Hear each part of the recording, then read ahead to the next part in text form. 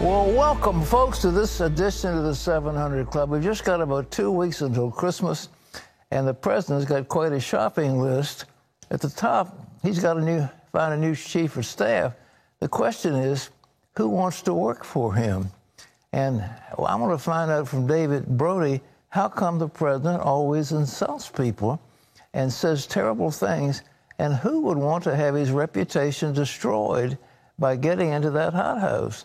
That's the issue that's confronting him when he tries to select a chief of staff. It'll be interesting to see where that all lands. Well, the position is seen as one of power. And in this White House, the job may need the approval of Trump's family members. Gary Lane has the story. The chief of staff is a highly desired job in Washington, perhaps the second most powerful position after the president. That's because he or she is the gatekeeper who sets the presidential agenda, manages the White House staff, and decides who gets access to the president. So who will the president choose to replace General Kelly?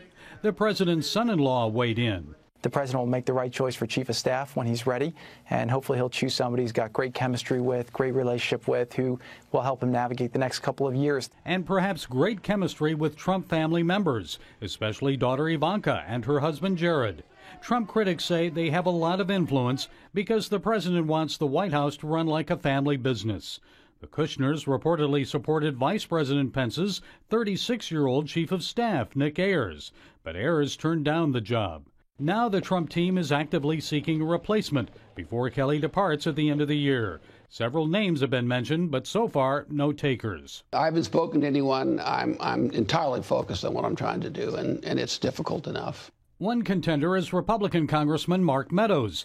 He's worked aggressively to uncover the facts in House investigations of the FBI and Clinton email scandals.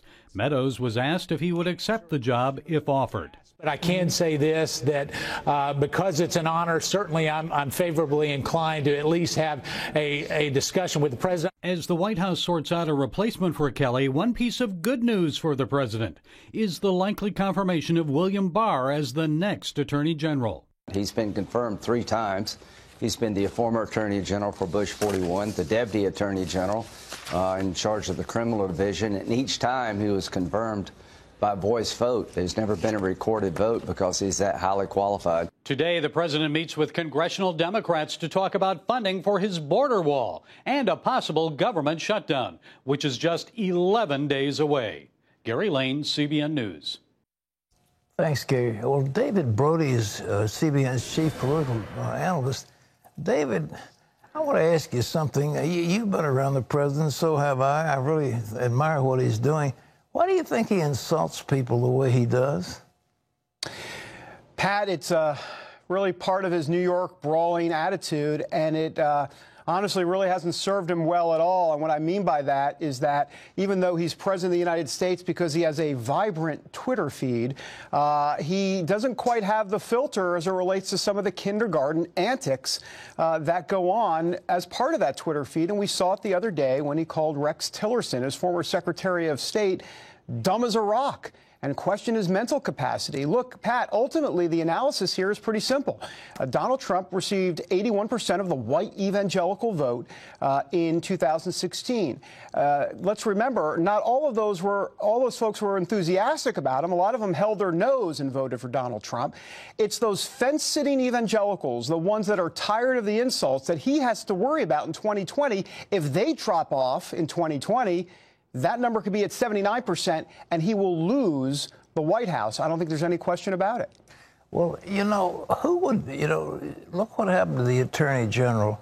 I know he was not pleased with what had happened, but at the same time, you do stuff quietly. You don't go public with insults. And I wonder who would want that job of, Mark Meadows thought he might do it, but Trump goes after people.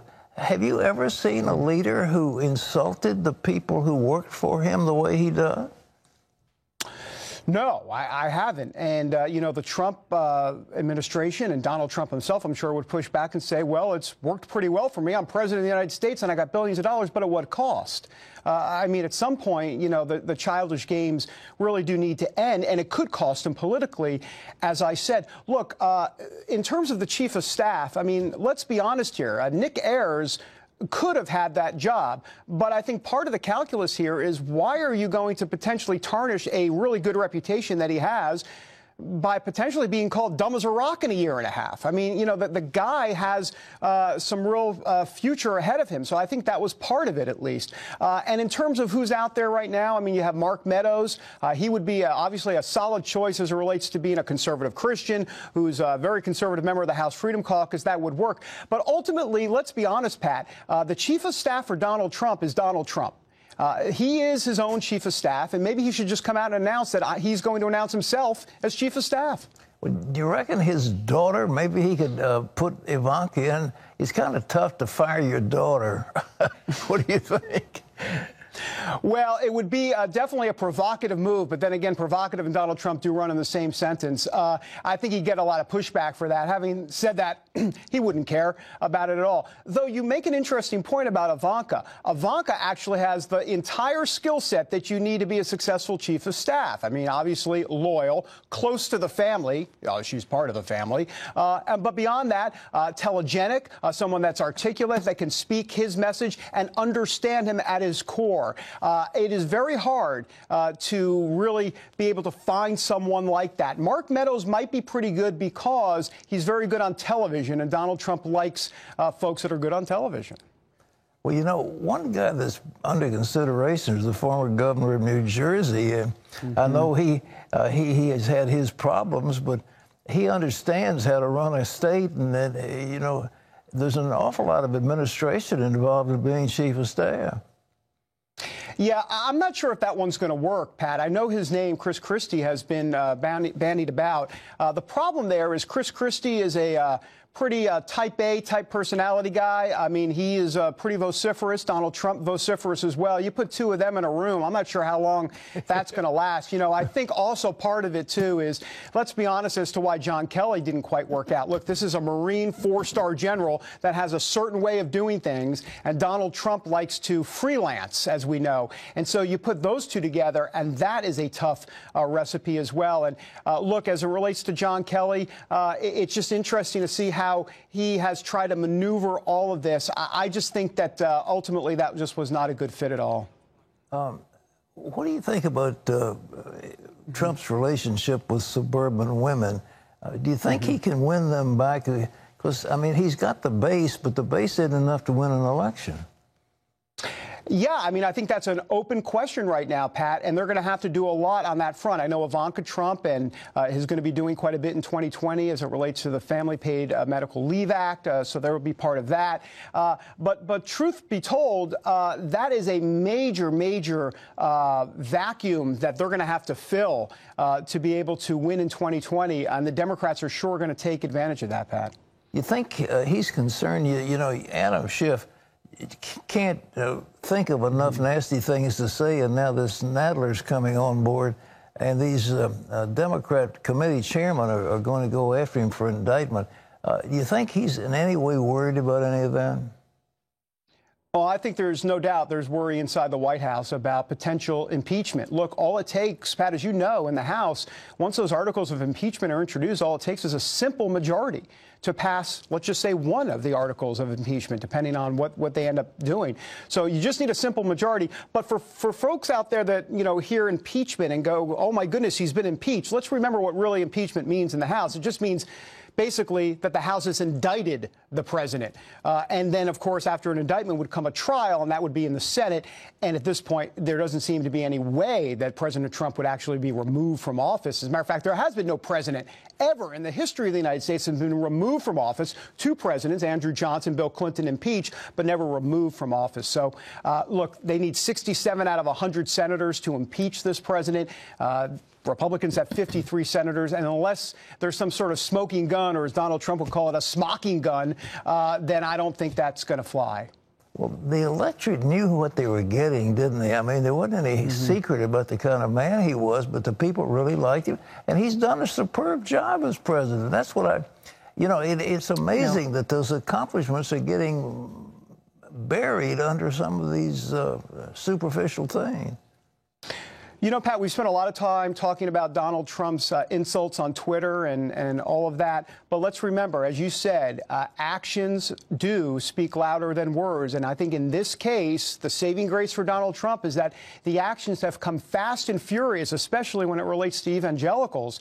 That look, at some point, it appears that a lot of these folks that are tired of the insults might just say, hey, actions speak louder than words, and actions over insults any day of the week. And as a matter of fact, there was one evangelical on Twitter that tweeted me and said they'll take insults over abortions any day of the week. And so that's the point. Bottom line is Donald Trump is an imperfect person, but you know what? God uses imperfect people, as we've talked about, to accomplish his perfect will.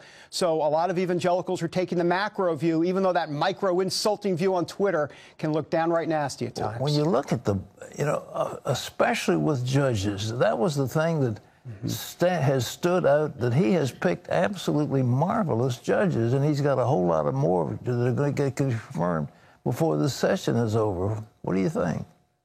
Well, that's right. He's got the two pillars, Brett Kavanaugh and Neil Gorsuch, standing pretty strong, though we don't need to get into this right now. But there was an issue yesterday at the Supreme Court where they didn't take a case, and Brett Kavanaugh actually sided with the liberals on the court on an abortion issue. Long story. But the bottom line is it hasn't started off too well for Brett Kavanaugh. We'll see how that goes. But indeed, he's got the two pillars. But beyond that, all of those circuit court judges, that is the key. Because remember, every time we hear about how Donald Trump had a judge stop him from enforcing either immigration law or the issue as it relates to folks coming in, refugees from from other countries, excuse me. You know, that's always one of those federal judges, right? Those circuit court judges. Well, Donald Trump has approved more of those, or the Senate has approved more of Donald Trump's judges than any president. It's quite a clip. So that's a big one. Well, David, we're going to be watching it closely, and we're coming up on an important election, but I think your analysis is very well spoken, and thank you so much for being with us. David Brody. Thanks, Pat. Interesting. It really is. He gets a bird's eye view of all of that, doesn't he? Well, he's there with him, and we all are, and we're all cheering for the president. We want him to succeed. I think the evangelicals particularly, he has done more for evangelical causes than any president in my lifetime that I can even conceive of. And especially in relation to judges. But all these things about the environment, for example, we have seen idiotic rules. I'm talking about this wetlands thing that the Army Corps of Engineers has, they limit the use of your land. We have land at CBN that goes along beside a major 8-lane, 4-lane interstate. There isn't any possibility of any wetlands going on there because it's dry land, but the Corps of Engineers has changed the policy. So people are saying, look, this is crazy. Let's let people use their land like they're supposed to. And then people are saying, well, that's a power grab, but it's wonderful. What he does is terrific. Yes. So it would be nice if you could just celebrate. That'd be nice for him if you could just celebrate that without the off of Twitters. Stay off of insulting people. Only say nice things about people. That is what Mom taught, right? That's what Mom said. You always say nice things about people. And somebody said she will, even the devil, she'll say nice things if she could about him.